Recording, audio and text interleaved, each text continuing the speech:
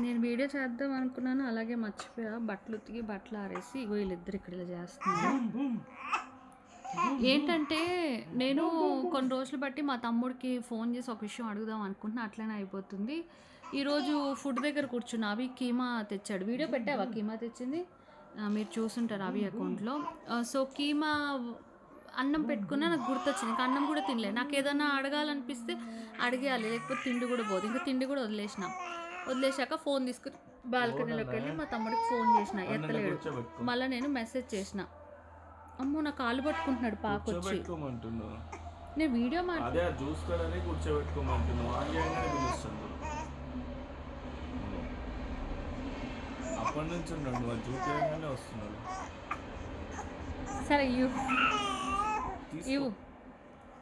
అయితే ఇంకా నేను మెసేజ్ చేశాను మొత్తము, ఏం మాట్లాడాలనుకున్నా అదంతా మెసేజ్ చేశాను.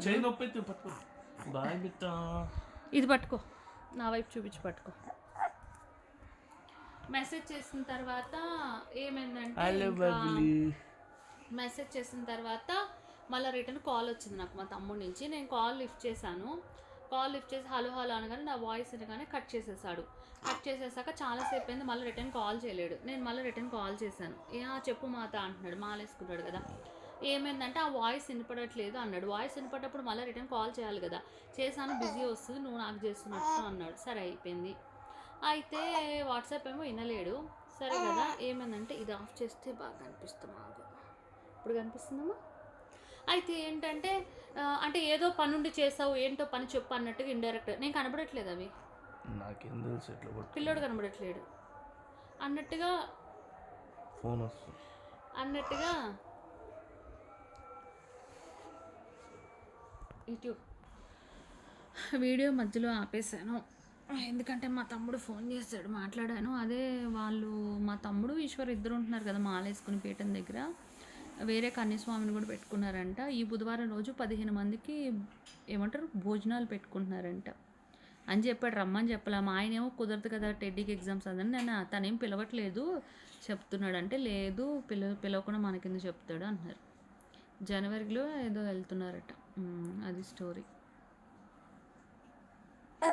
మత్తుంది వెళ్ళిపోయిందా అని అడిగే ఉందంట.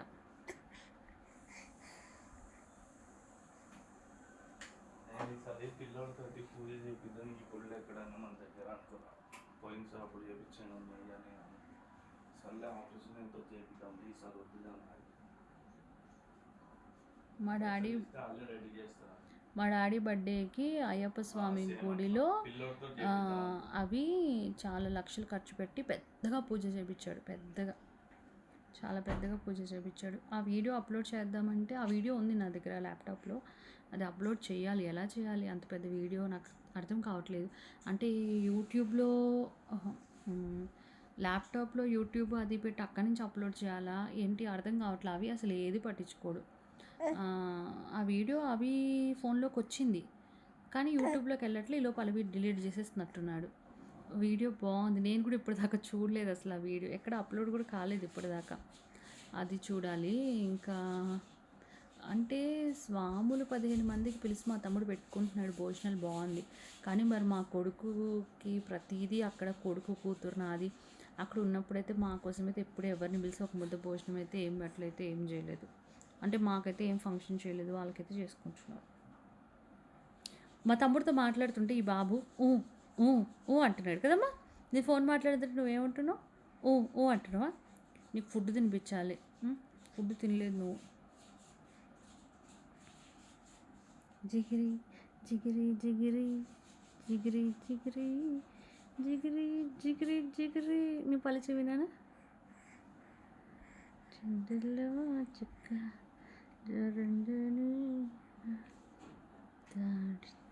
ఇది నుదురు, ఇది ఐబ్రోస్, ఇది కళ్ళు, ఇది ముక్కు, ఇది లిప్స్, ఇది టీత్. నీ నాలుగు చూపి, అను అను చూపి పెట్టా నవ్వుతున్నా. అను ఇలాను అను అను అను అమ్మ మమ్మీ అను. మమ్మీ